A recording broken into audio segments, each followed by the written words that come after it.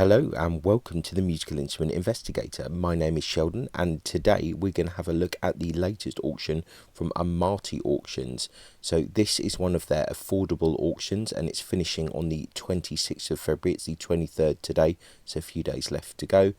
For those of you that don't know about this channel, we basically look at auction catalogues of musical instruments and just see if there's anything interesting basically. So Amati have quite a few auctions a year. They have the affordable ones, which is the kind of low level stuff, things that needs repair or kind of unknown provenance, and they also have kind of specialist auctions which are a bit more kind of high tier. They have a few other things as well, but that's the main stuff that they have. General stuff that you need to know: buyer's premium or buyer's fee is 22%, so whatever the final hammer price is, you need to add that to the end. It's a UK based auction, so if you are outside of the UK, bear in mind import, export, shipping and all of that kind of fun stuff, CITES maybe as well. Just to say before we continue, if you do enjoy these videos, please consider subscribing, like, comment, turn on notifications, all of that stuff, because it does help. We're just going to blitz through this pretty quickly and not kind of go in too deep. There's 312 items, so I'm sure there'll be some interesting stuff. So we've got a Chinese cello here to start, so we don't really need to go into that too much. Looks in good condition, so fairly standard. And this is kind of an interesting cello here. Excuse me, cello unlabelled. Interesting front on that. Curious. I wonder if some parts of this are not all original to each other. They do have this 360 spinner thing in Amati, which can be quite useful, and they do have their condition reports as well, so you can see here lots of funny things going on here.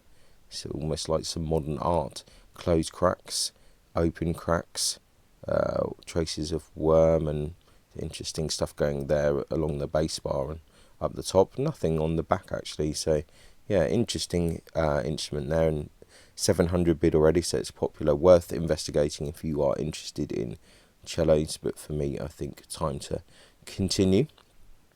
Cello branded F. Pillemont Père à Paris, so it's had a bit of a F hole is a little bit eaten. It's very dark, this cello, but could be an interesting one to look at. A few condition issues there, but we won't get into that too much. Musimer, so this is another kind of German trade cello. We don't need to look into that too much. Half size, we're going to skip that for now. Cello unlabelled, and interesting F holes. Kind of looks in fairly good condition. I assume it's not that old. No label. Always check the measurements if you're interested in that. Let's go for the 360 spinner. A little bit unwell today. Yeah, looks in very good condition, quite new. Andreas Zeller is another kind of trade cello. That I think we're going to skip. Cello labelled Mancy Paris. Needs a bit of attention there. In the back and in that side. Otherwise could be quite a nice cello, I think, when it's done, but it's got some problems, so always worth looking at the condition reports. I think the Amati condition reports are at least fairly decent for an initial kind of idea. Cello unlabelled. It's fairly kind of interesting. Got lots of different colours going on here. So it's had a bit of work done to it, but nothing too crazy. 550 on that. Interesting outline. Don't know a massive amount about cellos, to be honest, so I won't say too much. Half size stentor, half size cello labelled Artier, so all this stuff we don't need to really get into. Schotter Paysold, it's another kind of German trade instrument. More half size stuff. Stentor, another one there. Right, into some interesting bows here. A bone and silver mounted cello bow unlabelled. It's kind of interesting. Let's have a look at the condition report there. New wood, so there's something going on towards the bottom there. Worth kind of looking at that. That's kind of curious. Interesting looking bow. I wonder what the measurements are.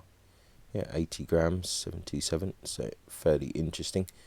Don't usually look at bows too much, but if there's a few interesting ones, it's quite nice head on that. I think there's probably going to be some good bows in here. Silver mounted cello bow branded Simon à Paris. Yeah, some nice looking bows. My bow recognition skills are pretty bad, to be honest, but I'm a bit better at spotting some of the English stuff or hills. Nickel mounted cello bow unbranded. And once again, nice kind of head to it. I think a lot of these, it's good to look at them in person. Obviously play them if you're a player, but to kind of undo the adjuster, look at how it's kind of mounted, how it's constructed, is a good way to tell where something's from. Bone and silver mounted cello bow. Yeah, some potential stuff there. Silver mounted cello bow unbranded. I think we'll skip that one. Branded Leon Bernardel. That's interesting actually. Let's have a look at that.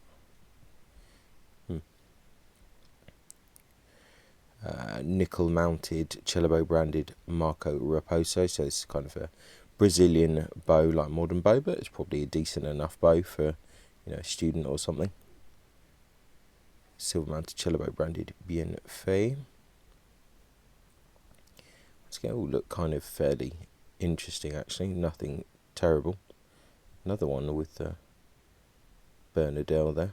That's curious. I really like this head. Yeah, quite a lot of cello bows for sure. I think we're getting a bit too deep into this. And this is nice actually, a bone mounted transitional cello bow. Yeah, that's really interesting. This kind of Kramer style head there. I wonder if this is kind of interesting wood. It looks almost like some kind of ironwood or some other type. Let's have a look at the condition. It's had a big head repair and it's got some damage, but kind of interesting bow, and you don't see too many of these kind of traditional bows around, original ones. Gold mounted viola bow, okay, branded Sartre.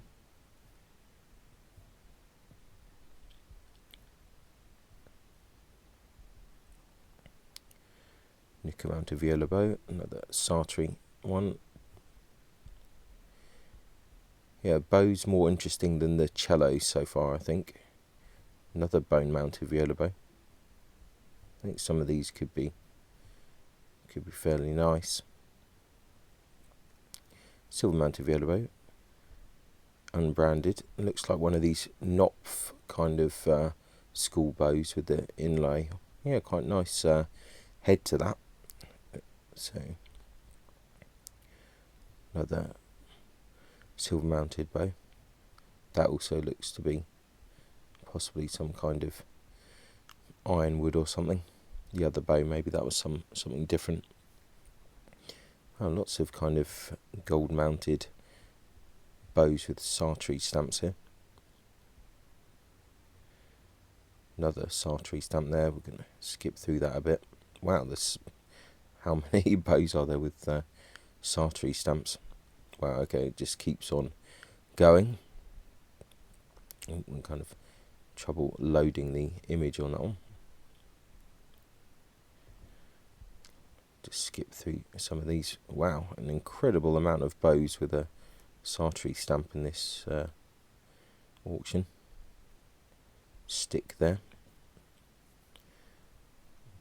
Carry on a bit further because we do have quite a lot of lots to go through. Into violin bows now. Some of these look fairly kind of standard.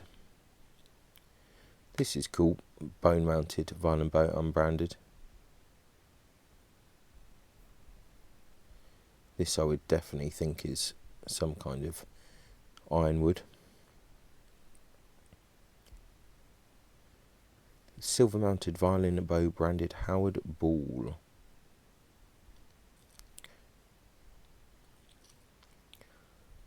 Viola branded there. Nickel mounted violin bow branded Dodd.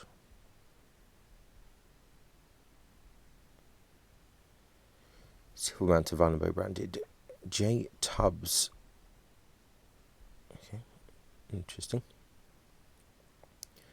More kind of Tubbs branded bows there. Another one here, gold mounted.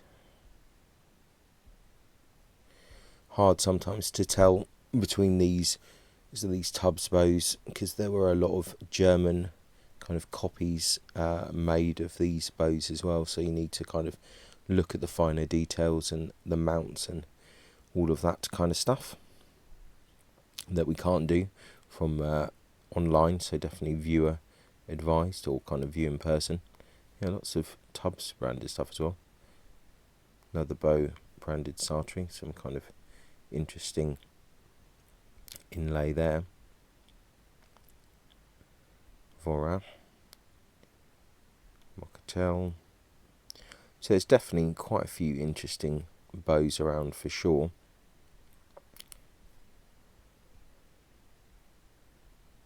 Definitely worth trying. More Tubbs stuff there. It's kind of nickel mounted things. Silver mounted, unbranded. Some of these could be really good bows for players. Simon Paris branding there. Let's check the weights as well. More Sartre branded stuff. So we're just kind of going through this really quickly. I'm not going into too much depth of it, but check the condition reports if there are any of the ones that you are interested in. Bazar bow there. Branded Husson à Paris.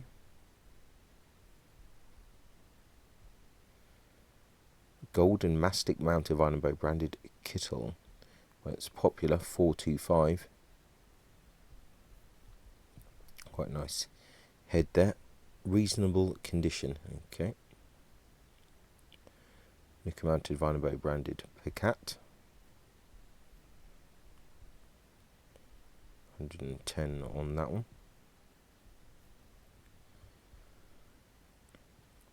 More violin bows, Lupo. Just kind of flick through this. More Sartre, incredible amount of, wow, another one. The amount of bows, wow, branded Sartre in this auction is just absolutely madness, really. Nickel mounted violin bow, unbranded. What's this, unlabelled? Yeah, I think there's some good bows in here, but nothing that's really grabbing my attention as such. But then I'm not really looking to bows as such. Just see if there's anything curious at all. I think we will end up in the violin section sometime soon. Branded FN Vora.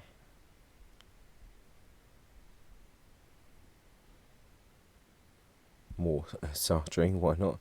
Must be about 30 Sartre branded bows in this auction. Baroque bow unbranded. Pretty sure that that is just going to be a Chinese bow. Silver mounted violin bow branded S. Rosenberg. Interesting.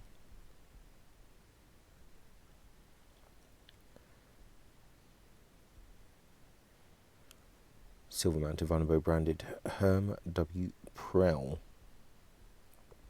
60 on that. I expect all of these current bids to jump up quite high on the final day of the auction. Some bass bows here. 80 on that. So it looks like we're in bow bundle territory here, where I'm not going to look into this too much, but if you have time, feel free to look through the bundles. There might be some interesting stuff in there. Usually there's one or two interesting things in a bundle. Keep going around. There's a lot of bundles there.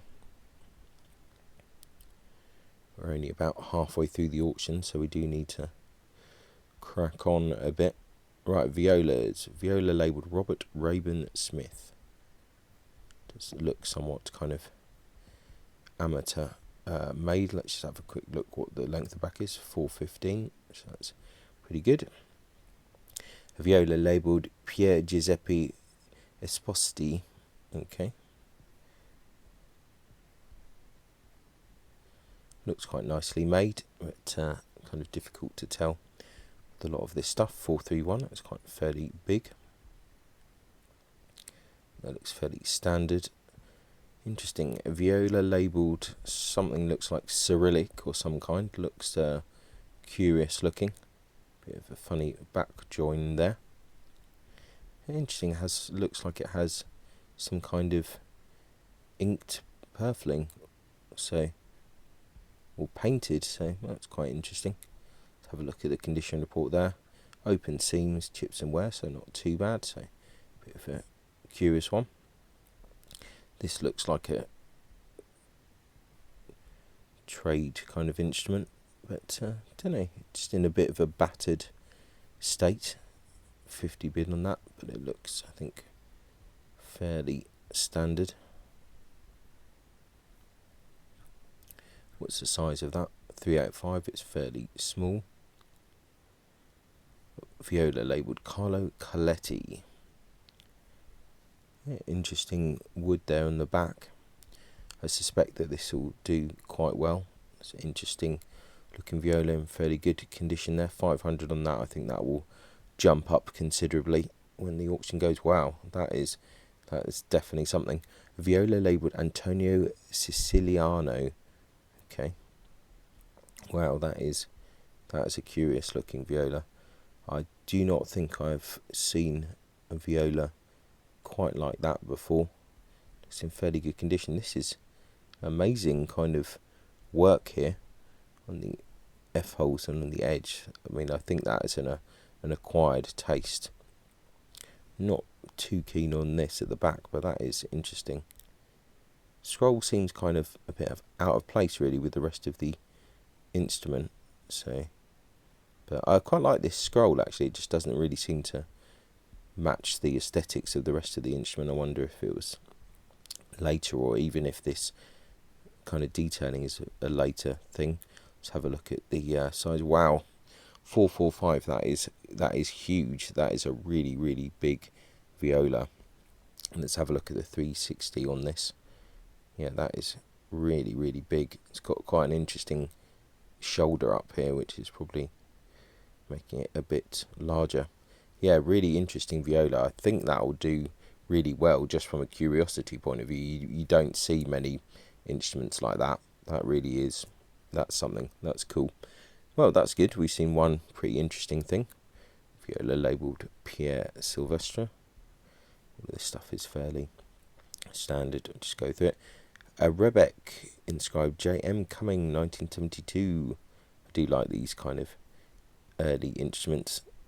Looks kind of fairly kind of amateurish on that front. Another one here, unlabelled. Nice kind of sound hole design there. Yeah, pretty bonkers, but quite cool. I like this kind of stuff. Right, now we're on to violins. We're going to skip through the generic ones. Violin unlabelled. I think that it's the affordable sale, so it's going to be a lot of generic stuff. That just looks like a trade instrument as well, but fairly kind of nice one. A lot of this stuff we're just going to go through. Violin labelled Paul Margenot. I think it looks more interesting than it is from the front because of this kind of varnish pattern. It looks fairly standard. A lot of these violins are going to be pretty generic in my opinion, but I could be wrong. It looks like trade violin there. Sometimes it's really deceptive, you know, sometimes you think, oh, that's just a trade violin, or that's just whatever, and actually if you look at something more closely or in person, then you realise that it's sometimes something, and vice versa. Sometimes you think something and it's just a generic violin, so it's easy to make mistakes, especially if you don't see things in person. But a lot of this stuff does seem to be fairly generic. This is kind of a bit different, just choice of woods, I suppose. Violin labelled Justin Gilbert, 1925. Magini there. This again looks fairly standard. This stuff looks standard. Violin labelled J.H. Longboy. Looks kind of fairly standard stuff. Breton Brevet. So now this is interesting. A violin labelled Antonius Stradivarius, GB on top lock. That is an interesting colour and outline. Cool F-holes. Yeah, that is quite an interesting looking violin, this. Quite a cool scroll. A slightly interesting outline on that. 475, so it's fairly popular. Nice woods there at the side. Yeah, that's fairly interesting. Let's have a look at the condition report. Good state of preservation. Okay, curious. 350. Okay, interesting. Yeah, that's a curious looking one. Finally labelled JBVO. This will get people interested. Yeah, nicely made scroll there. So that will definitely get people talking, I'm sure. A violin labelled Fratelli Sacchetti di Francesco. Kind of nice F-hole wings there. I say nice, some people hate that kind of stuff. It looks interesting. Violin labelled Giovanni Pistucci. A nice back on that. I think we're into this territory of kind of modern, potentially modern Italian, or kind of, Eastern European, Hungarian copies of modern Italian, and it gets very confusing. Violin labelled Ferruccio Vagnolo, probably absolutely killing that name there. Once again, looks like a nice violin. Condition looks pretty good, but I do not have the skills to figure out what that is in reality. Got another violin labelled Vasco Piccini. Yeah, I mean, there's some. This looks like fairly, I guess they'd say, coarse work, but it does have some elements of kind of individuality to it, so it might be worth looking at. So some repairs in the past, so worth monitoring those. Violin labelled Francesco Lassi.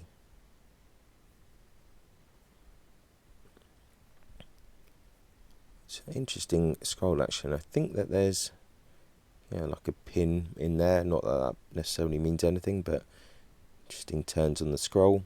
Let's have a quick look at the 356. So there's some confusing items here. Violin unlabelled. Varnish looks interesting in that one. Violin labelled Hannibal Viola. Yeah, that is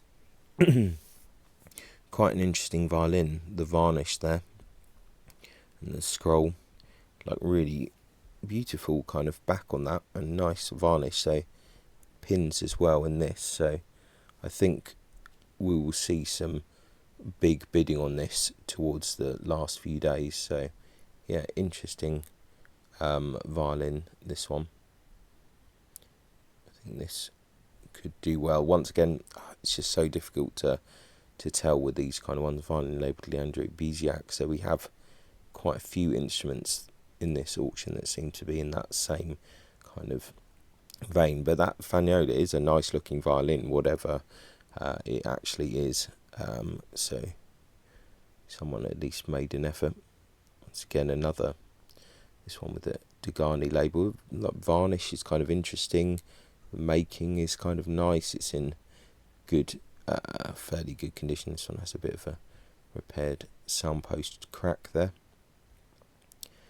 Yeah, I mean, it's just so speculative, a lot of this stuff. Violin labelled Loisius Azola. Once again, yeah, really beautiful piece of wood here at the back. Really, really interesting. So, I just do not have enough knowledge of any of these kind of modern Italian stuff to really know. It's a violin labelled Vasco Piccini. I think it's just the same make as we saw a little bit ago. I mean, it looks kind of similar to the other stuff. This kind of varnish almost looks kind of burnt and, you know, a little bit coarse. So anything is possible, I think. Pilastri here with that kind of details on the F-hole. Once again, just all very speculative stuff, I'd say. Another one of this Vasco Piccini. So it's very consistent looking work, like the varnish, the F-holes, like the choice of woods. It's very consistent. So whether or not that's a good or a bad thing, I don't know, but it's definitely curious. Yeah, it might be worth having a look at some of those if you can go to view the auction. Maidstone, that's fairly generic. This looks fairly similar. Vivaldi, I think that's like a modern trade violin. This is all fairly standard stuff. Yeah, I think this is all fairly generic. That's right, we can skip through a bit. Okay, this is interesting. A violin branded Duke. So, looks in a pretty terrible condition there, so that needs some restoration. Does look like it could be a kind of 18th century English violin of some kind. Look at that beautiful back. That these big pins. It's obviously a bit scrambled here and there, but beautiful back on that. That's a really nice looking violin. Scroll doesn't really seem to fit in with the rest of the instrument, but could be wrong. But yeah, beautiful looking instrument. You can see extensive worm, heavy kind of repairs at the front, bits of new wood and stuff like that. So not ideal, but yeah, really nice back. It does look like the arching is quite high here, so it's interesting. But yeah, this back image is really quite nice. Okay, 3/4, we can skip through that. Let's see what else we got. This is fairly generic. Same here, so we can just go through this stuff. Once again, nothing too crazy. A lot of this stuff is the same. Let's have a look at this violin labelled Nicholas Amati. I think this is just a better 19th century trade violin, or more interesting looking rather than better. Get through all this 3/4 stuff. It's not particularly interesting. So there's some fairly generic trade stuff going on here, at least towards the back end of the auction. The front part was a bit more interesting. There's some good stuff. Violin labelled Geber Placked.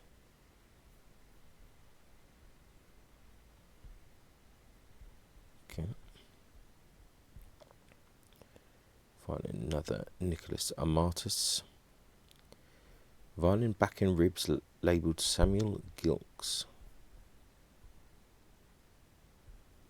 Kind of hard to tell on that photo. I can't really see anything super interesting in that. Small violin F Crea. A lot of this stuff just looks like the usual kind of stuff. These things, so looks like this back end. This is a quirky looking one, but I suspect this is just another kind of German trade violin from the 19th century. But so the back end of this auction so far looks pretty tradey. Not seeing anything super interesting so far, and I suspect there's some other kind of books and cases at the end of this auction. So Michael Poller there, it looks straight up trade instrument. Same here. Yeah, none of this stuff. Actually, what was that? Let's have a look at this. This Marino Vaccari, 1928. Hard to say. I mean, this looks like kind of amateur work, so it could be from anywhere really. Violin labelled Johannes Baptista Zanoli. Okay, well, this doesn't look like it's 18th century violin, but it looks pretty bonkers on the F holes. Also this one as well, so we've got a few instruments that look a bit kind of amateur-ish. Another one of these Vasco Piccini things. Yeah, they're extremely consistent on kind of wood choices, burnt kind of varnish and F-hole shape. So yeah, interesting one, worth maybe looking up that maker a bit more. All of this stuff is the same generic stuff. So let's have a quick look at, there's a few other ones here. Mario Verocci. I suspect some of these things are just European kind of trade workshop violins, not necessarily actually Italian, but you never know. Violin label Pietro Mazzori. But some of them look decent enough if you can get them for a good price. Right, a violin labelled Francois Lupeau. 1100 already on this. This will probably do quite well. Nice looking violin here. Look at that beautiful back on that. That is really, really nice back. Interesting with this kind of Lupo stamp, a bit bizarre. So the measurements on this 354. Yeah, interesting. Definitely interesting looking violin. That will do well for sure. Violin labelled Riccardo Antinazzi. Right, we've gone up a bit in quality now. I think we're getting towards the end of the auction now. Scarampella here. Yeah, look at that beautiful kind of piece of wood on that. That's really interesting. That'll do well.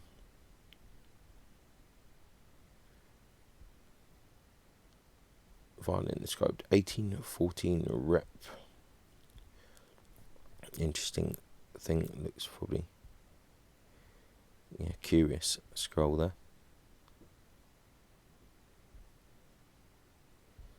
Paysold. Let's see. Looks fairly sound. This is interesting. A violin labelled H.W. Wright, Music Trades Training Centre, Northern Polytechnic Institute, Holloway N7. Maker W. Wright, number 1, date 1920, Ministry of Labour. Interesting. So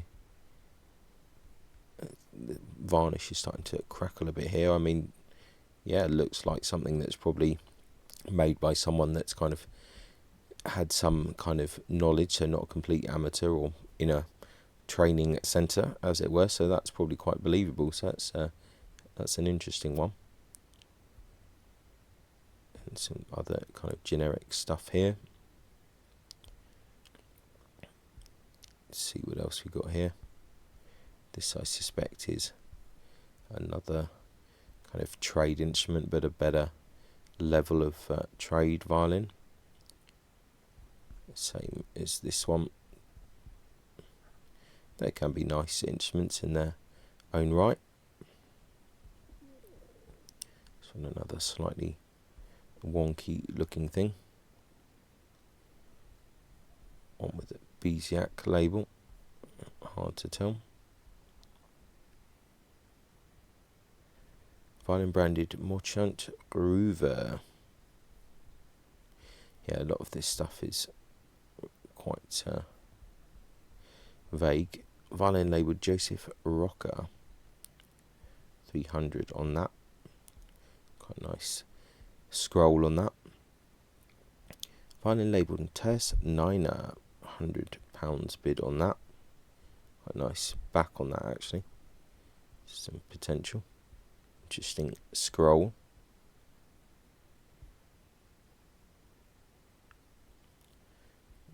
Carry on a bit. Okay, we're on to books now. So forms of Stradivari. The Del Gesù book by Bidoff, that would probably go for about £1,000 or so, always does.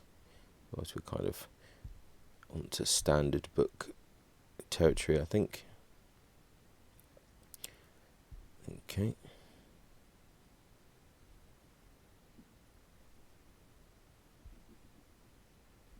Let's see if there's anything else interesting. Fun Makers the German School, interesting. Quite a lot of books here. Luthier in Brescia, Eric Blott. Yeah, that'd be interesting. Let's see. What else? Viola Brothers. Cardinini. Venezia. Let's see what else we got here. Scolovezza. Marassi. It's all kind of stuff that you usually see. Antignano, Viome, Emil Herman collection. And quite a lot of books actually in this auction. Okay, violin case, more violin cases, Paxman, violin viola, Hill case there, violin flight case, bow cases, 4-pack violin cases there. And I think that's it.